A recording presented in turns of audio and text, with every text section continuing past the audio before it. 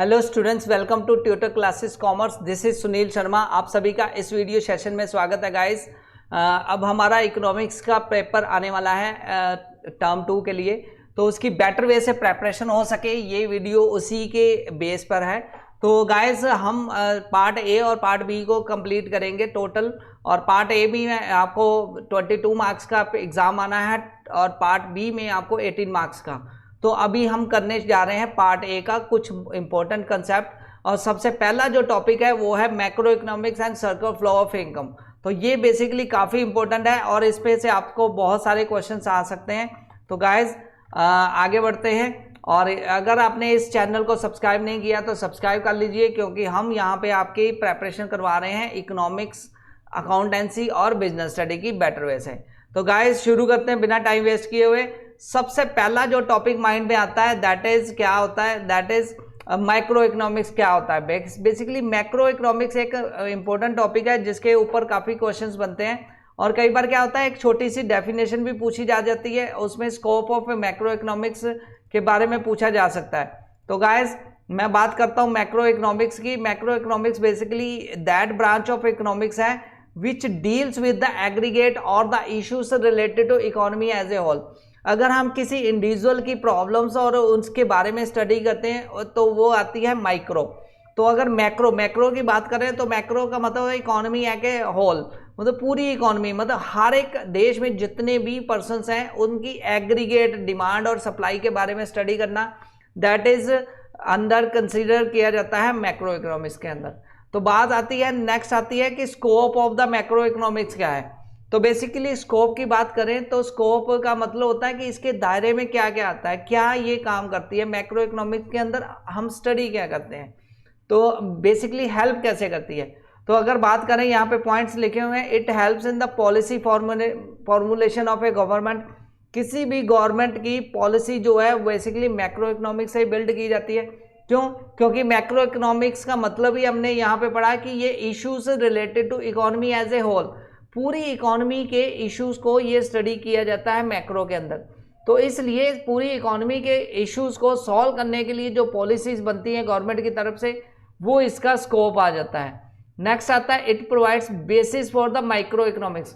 अगर हम किसी इंडिविजुअल की प्रॉब्लम्स को स्टडी करना चाहते हैं तो हमें इकोनॉमी एज ए होल की प्रॉब्लम्स पता होना चाहिए। तो मतलब हम कह सकते हैं कि मैक्रो इकोनॉमिक्स एक तरह का बेस है माइक्रो इकोनॉमिक्स का। और नेक्स्ट जो आता है it helps to understand the distribution of the income among the different groups of the people. मतलब जो इकोनॉमी में डिफरेंट ग्रुप्स होते हैं पीपल के, अलग अलग ग्रुप के, अपर लेवल, लोअर लेवल, मतलब मिडिल लेवल, क्लास, उन सभी में इनकम और डिस्ट्रीब्यूशन जो है किस वे से की जाए उसके बारे में भी स्टडी यहाँ से किया जाता है। It facilitate international comparison, international level तक कंपैरिजन के बारे में भी ये हेल्प करती है। तो आगे बढ़ते हैं उस मैक्रो इकोनॉमिक्स के कंसेप्ट से आगे हम बढ़ते हैं। तो सबसे पहला इंपॉर्टेंट जो आता है वो बेसिक कंसेप्ट और क्लासिफिकेशन ऑफ गुड्स। तो बेसिक कंसेप्ट काफ़ी इंपॉर्टेंट है क्योंकि एग्जाम में काफ़ी बार पूछे जाते हैं। तो बेसिक कंसेप्ट को हमें ध्यान में रखना है क्योंकि इसी पर आपको जो सैम्पल पेपर में क्वेश्चन दिया गया है उसमें भी क्वेश्चन मिला है। उसमें फाइनल गुड्स और इंटरमीडिएट गुड्स के बीच में काफ़ी इंपॉर्टेंट डिफरेंस के अकॉर्डिंग ये क्वेश्चन पुट किया गया है। तो गाइज फाइनल गुड्स कौन सी होती हैं, गुड्स वो भी समझ लेते हैं।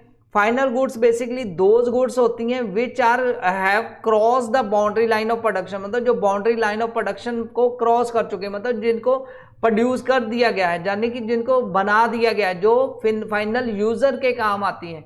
तो जैसे shirt, pen, pencil, TV, washing machine, final consumer इसको कंज्यूम कर रहा है। बेसिकली फाइनल गुड्स और इंटरमीडिएट की जो डिफरेंस है ना, इसको समझने के लिए सबसे पहले आपको ना ये थोड़ा ध्यान में रखना पड़ेगा कि बेसिकली इसको समझने के लिए ना आपको अल्टीमेट कंजम्पशन के बारे में समझना पड़ेगा कि अल्टीमेट यूजेज क्या है, फाइनल कंजम्पशन कौन सी है।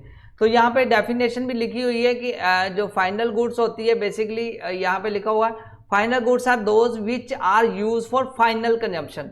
जो फाइनल कंजम्पशन के लिए यूज की जाती है वो बेसिकली फाइनल गुड्स होती है। तो ये डिपेंड करता है गुड्स टू गुड्स। जैसे यहाँ पे एग्जांपल है machine purchase by the firm for installation in the factory. अगर मशीन फाइनली यूज की जा रही है फैक्ट्री में फॉर फाइनल आगे फर्दर प्रोडक्शन में, तो बेसिकली वो मशीन एक फाइनल गुड्स है। तो मिल्क और bread purchase by the house hold की बात करें, अगर हाउस होल्ड उसको यूज़ कर रहा है मिल्क, तो वो एक फाइनल गुड्स है। अगर मिल्क मैन उसको मिल्क को यूज़ कर रहा है तो वो उसके लिए इंटरमीडिएट गुड्स है। क्यों?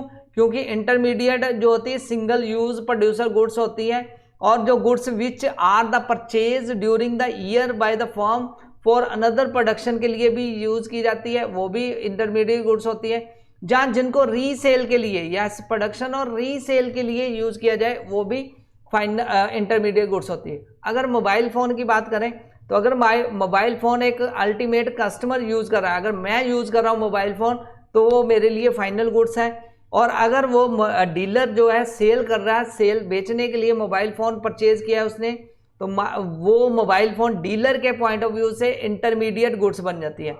इसी तरह बात की है मैंने चाक वगैरह की, चाक वगैरह इसी तरह मैंने बताया कि चाक डस्टर्स अगर स्कूल परचेज करता है तो स्कूल के लिए ये इंटरमीडिएट है, क्योंकि वो आगे फर्दर इसको प्रोडक्शन में मतलब एजुकेशन में यूज़ कर रहा है आगे जो स्टूडेंट्स हैं उनको टीच करने में। तो बेसिकली फाइनल गुड्स और इंटरमीडिएट की जो डिफरेंस है ना काफ़ी इंपॉर्टेंट है। इसको समझने के लिए आपको उसकी अल्टीमेट यूजेस का ध्यान में रखना है कि कहाँ पे वो यूज़ इसलिए हो रही है और यूज़ कौन कर रहा है, उसी पॉइंट ऑफ व्यू से आप इसकी डिफरेंस को बता सकेंगे। तो गाइस नेक्स्ट बढ़ते हैं। नेक्स्ट जो है वो कुछ और भी इंपॉर्टेंट गुड्स हैं, वो है कंजम्पशन गुड्स और कैपिटल गुड्स कौन सी होती हैं। तो consumption goods basically consumer goods भी बोलते हैं, are that part of the final goods which are consumed for the satisfaction of the wants. मतलब वो वाली कंज्यूमर गुड्स, वो वाली फाइनल गुड्स जो अल्टीमेट सेटिस्फैक्शन ऑफ वांट के लिए यूज़ की जाए उसको हम कंजम्पशन गुड्स बोलते हैं। जैसे फूड, क्लोथ और ये टीवी ये वगैरह कंजम्पशन गुड्स आती है। कैपिटल गुड्स की बात करें तो कैपिटल गुड्स यार इन्वेस्टमेंट गुड्स और durable use by the producer goods, इसको प्रोड्यूसर गुड्स भी बोलते हैं। जैसे मशीनरी आ गई, बिल्डिंग आ गई, फैक्टर्स ऑफ प्रोडक्शन में जो यूज़ हो रही है वो कैपिटल गुड्स में आता है। तो गाइज ये था कि कौन कौन सी गुड्स होती हैं उनके बेस में। तो ये जो मैंने लास्ट बताया जो फाइनल गुड्स और इंटरमीडिएट गुड्स, ये काफ़ी इंपॉर्टेंट है क्योंकि इस पर आपको क्वेश्चन पुट किया गया है सैम्पल पेपर में। नेक्स्ट बात करते हैं circular flow of income in two sector क्या होता है। तो गाइज ये क्वेश्चन बहुत इंपॉर्टेंट है, अगर आ जाए तो आपने पहले इसकी डेफिनेशन लिख ली है, फिर डायग्राम बनाना है, फिर डिफरेंट फेजेस के बारे में लिखना है। तो सबसे पहले हम सर्कुलर फ्लो के बारे में बात करते हैं। सर्कुलर फ्लो बेसिकली एक रिलेशनशिप है। अगर टू सेक्टर इकोनॉमी की बात करें तो उसमें बेसिकली सर्कुलर फ्लो बेसिकली एक रिलेशनशिप है किस किस में, हाउस होल्ड और जो प्रोड्यूसर है उन दोनों के बीच में मतलब प्रोड्यूसर्स और हाउस होल्ड के बीच में जो रिलेशनशिप है उसको डायग्रामेटिकली अगर रिप्रेजेंट किया जाए तो वो बन जाता है सर्कुलर फ्लो। तो बेसिकली यहाँ पे circular flow means the unending flow of the production and goods and services और इनकम एंड एक्सपेंडिचर, दो चीज़ों के बारे में ये रिलेशनशिप बताता है। Flow of production of goods and services, income and expenditure in an economy from one sector to another sector. मतलब एक सेक्टर जो हाउस होल्ड सेक्टर है, दूसरा सेक्टर प्रोड्यूसर सेक्टर है, दोनों के बीच में इनकम एंड एक्सपेंडिचर और गुड्स एंड सर्विसेज का जो फ्लो है उसको दिखाता है ये सर्कुलर फ्लो ऑफ इनकम। तो बेसिकली अगर आपको ये आ जाए क्वेश्चन तो आपने इसको कैसे करना है, बेसिकली आपने एक तरफ प्रोड्यूसर सेक्टर लिख देना है, दूसरी तरफ house hold sector.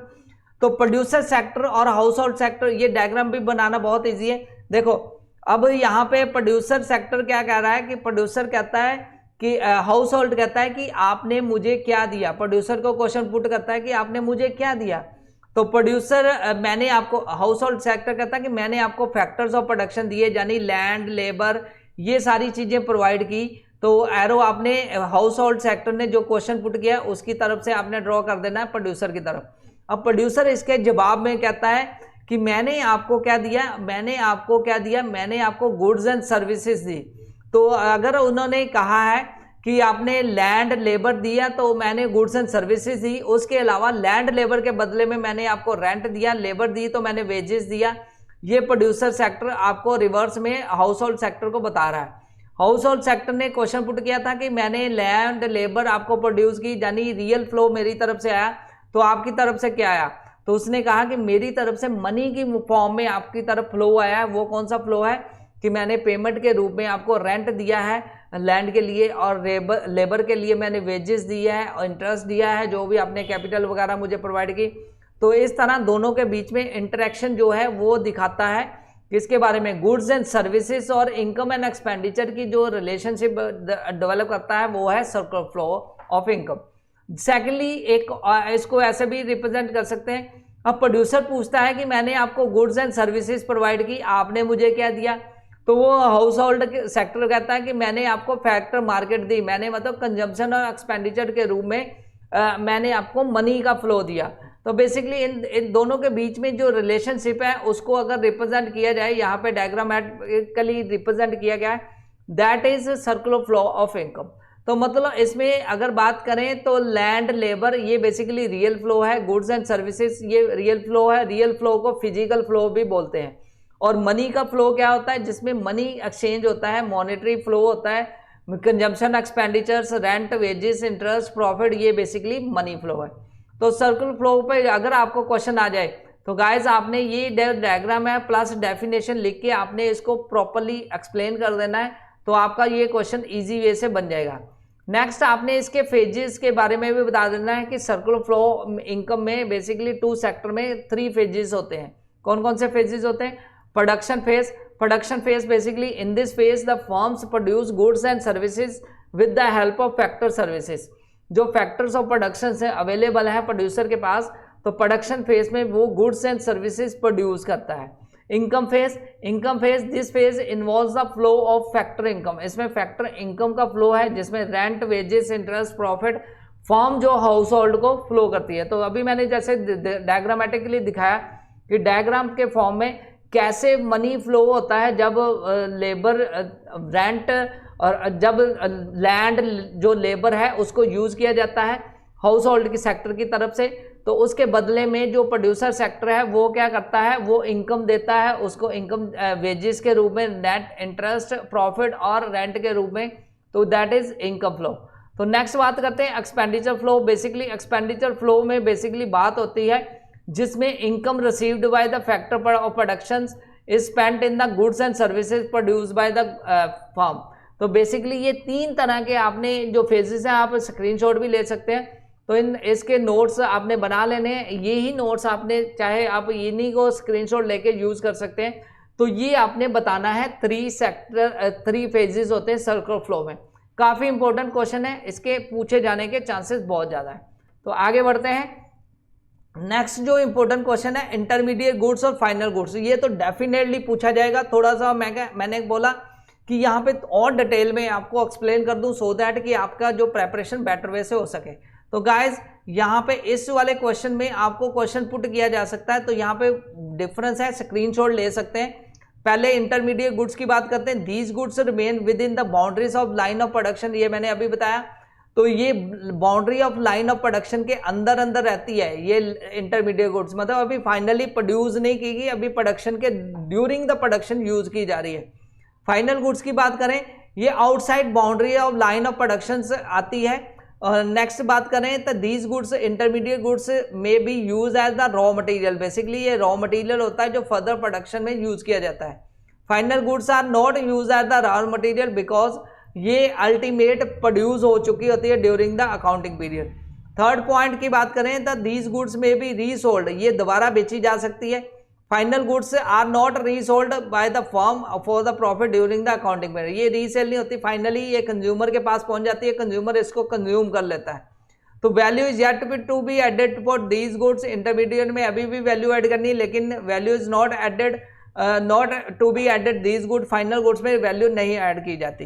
Expenditure on these goods is called intermediate consumption और इंटरमीडिएट एक्सपेंडिचर्स, जो इंटरमीडिएट गुड्स पे एक्सपेंडिचर्स किए जाते हैं उसको बेसिकली इंटरमीडिएट एक्सपेंडिचर्स बोलते हैं, और जो फाइनल गुड्स पर एक्सपेंडिचर्स किए जाते हैं उसको फाइनल एक्सपेंडिचर्स बोलते हैं, वो C+I आता है।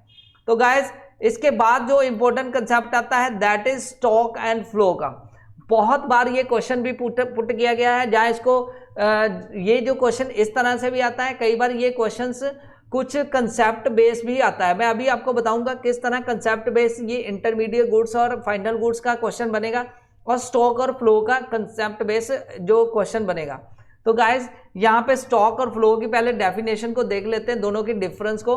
Stock basically refers to the value of variable at any point of time. किसी भी पॉइंट ऑफ टाइम पे हम निकाल लें, किसी पर्टिकुलर पॉइंट पे हम जब भी किसी वैल्यू निकालते हैं किसी वेरिएबल की, that is concept of the stock. देखो मोबाइल में पिक्चर्स पड़ी हैं, that is concept of the stock. अगर आप वीडियो बना रहे हो तो वीडियो ऑन द स्पॉट बना रहे हो तो that is concept of the flow. तो flow refers to the value of variable during the period of time. Period of time का हो सकता है सुबह से लेकर शाम तक आपने जो वीडियो बनाई तो वो आ जाता है फ्लो का कंसेप्ट। और अगर किसी पॉइंट पर्टिकुलर आज की डेट में कितना आपकी मोबाइल में गुड्स पड़ी हैं, स्टॉक कितनी है, पिक्चर कितनी है, that is concept of the stock. तो बेसिकली स्टॉक और फ्लो में ये डिफरेंस है कि ये स्टॉक पॉइंट ऑफ टाइम की बात जब भी होती है तो स्टॉक के अंदर कंसिडर किया जाता है, पीरियड ऑफ टाइम की बात की जाती है तो फ्लो का कंसेप्ट आता है। तो गाइस ये ध्यान में रखना है कि इसमें क्या क्या चीज़ें आती हैं। सेकंड जो पार्ट आता है, stock is not time dimensional. ये टाइम डायमेंशनल नहीं है, ये specific time of period, time specific point of time, period नहीं, स्पेसिफिक पॉइंट ऑफ टाइम पे मेजर किया जाता है स्टॉक। और अगर स्पेसिफिक पीरियड पे मेजर किया जाता है तो वो आता है फ्लो। तो फ्लो इसलिए हम कह सकते हैं पर्टिकुलर पर आवर में कितना आपने फ्लो हो रहा है, पर मंथ में कितना एक्सपेंडिचर्स हो रहे हैं, कितनी इनकम आ रही है, तो वो सारा फ्लो का कंसेप्ट है, तो टाइम डायमेंशनल है। नेक्स्ट बात करें stock impact the flow. Stock जो बेसिकली इम्पैक्ट करता है फ्लो पे, greater the value of stock of the capital, greater जो फ्लो होगा गुड्स एंड सर्विसेज का। जितनी कैपिटल का स्टॉक ज़्यादा आएगा उतना ही फ्लो आएगा गुड्स एंड सर्विसेज का। और फ्लो का इम्पैक्ट करता है स्टॉक पे, ग्रेटर फ्लो होगा इनकम का और ग्रेटर ही स्टॉक बनेगा। तो दोनों एक दूसरे पर इम्पैक्ट करते हैं डायरेक्टली और इनडायरेक्टली। तो ये था कि स्टॉक और उसके बीच में क्या क्या कंसेप्ट हैं और क्या क्या मैंने आपको इम्पोर्टेंट बताए।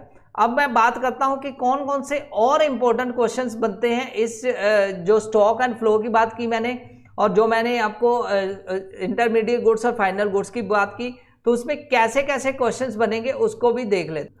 तो स्टूडेंट्स ये जो मैंने अभी बताया इंटरमीडिएट और फाइनल गुड्स और स्टॉक और इसके फ्लो के बारे में, तो बेसिकली ये कौन कौन से क्वेश्चंस किस तरह आपको घुमा फिरा कर आ सकते हैं, डायरेक्टली आपको कंसेप्ट बेस भी क्वेश्चन आ सकते हैं।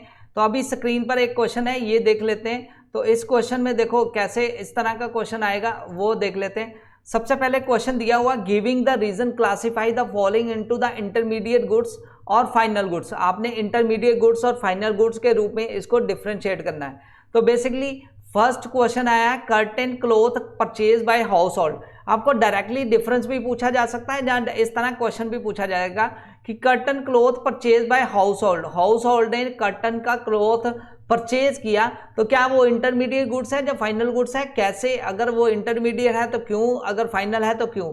तो बेसिकली हमने देखना है कि कंजम्पशन कौन यूज कर रहा है, अल्टीमेट कंज्यूम क्या कर रहा है, रीसेल के लिए कंजम्पशन है या अल्टीमेट वांट सेटिस्फैक्शन के लिए कंजम्पशन है। अगर वांट सेटिस्फैक्शन के लिए कंजम्पशन है तो फाइनल गुड्स, और अगर रीसेल के लिए है तो दैट इज इंटरमीडिएट गुड्स। तो basically curtain cloth purchase by the house hold जो होता है वो एक तरह का फाइनल कंज्यूमर गुड्स होती है, because household is the final user. Basically household एक फाइनल यूजर होता है of the curtain cloth and there is no value addition, इसमें कोई वैल्यू एडिशन नहीं होती, और फाइनल कंजम्पशन के लिए क्लॉथ को यूज किया जा रहा है, तो इसलिए ये फाइनल गुड्स है। तो ऐसे ही machinery installed in an office, तो क्या ये इंटरमीडिएट है या फाइनल गुड्स है। Machinery installed in an office is a final producer goods because machinery is finally and repeatedly use by the office for the several years and they are of high value. तो इसमें basically machinery जो ultimate consume की जा रही है office के द्वारा, not for the resale purpose point of view से, इसलिए भी हम कह सकते हैं कि मशीनरी जो है फाइनल गुड्स है। तो गाइस नेक्स्ट एक और क्वेश्चन को देख लेते हैं सो दैट आपकी प्रेपरेशन बेटर वे से हो सके। तो ये क्वेश्चन भी एक देख लेते हैं, काफी इंपॉर्टेंट है। Which among the following are the final goods, तो कौन कौन सी फाइनल गुड्स है, और which are intermediate goods, give reasons. तो इस तरह के क्वेश्चंस बनेंगे, आपने इस तरह के क्वेश्चन की प्रैक्टिस कर लेनी है जितनी भी हो सके। तो गाइस बेसिकली प्रैक्टिस चाहे ना हो लेकिन कंसेप्ट आपको पता होना चाहिए इंटरमीडिएट और फाइनल का कैसे आपने फाइंड किया।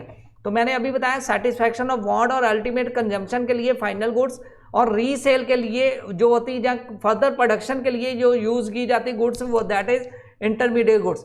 ये लेकिन अल्टीमेट कंज्यूमर जो भी यूज कर रहा है उसके पॉइंट ऑफ व्यू से आपने सोचना है। तो नेक्स्ट यहाँ पे है milk purchase by tea stall. Tea stall ने मिल्क परचेज किया तो बेसिकली इंटरमीडिएट गुड्स है, क्योंकि वो आगे उस मिल्क को यूज करके टी बनाएगा, फर्दर प्रोडक्शन में यूज कर रहा है और वो टी रीसेल करेगा, तो इसलिए milk purchase by the intermediate goods है। बस परचेज बाय स्कूल, बस purchase by school is a final goods, क्योंकि स्कूल उसको अल्टीमेटली यूज कर रहा है, कंज्यूम कर रहा है और उसको फर्दर रीसेल नहीं कर रहा, तो दैट इज इसको फाइनल गुड्स बोल सकते हैं। थर्ड वन है use purchase by the student from the school canteen. तो जूस जो परचेज किया गया स्कूल कैंटीन से, बेसिकली वो सेटिस्फैक्शन ऑफ द उसकी नीड है, स्टूडेंट की नीड है और अल्टीमेट कंज्यूम किया जा रहा है, तो इसलिए वो क्या आएगा, वो आएगा फाइनल गुड्स। तो गाइज ये थे कुछ इंपॉर्टेंट कंसेप्ट जो मैंने आपके साथ रखे और आई होप कि ये कंसेप्ट जो आपको बड़े इजी वे से सारे समझ लग गए होंगे और आपने इसको बेटर वे से समझ लिया। मैंने सारे आपको इंटरमीडिएट और फाइनल गुड्स की डिफरेंस और स्टॉक फ्लो के बारे में भी बताया।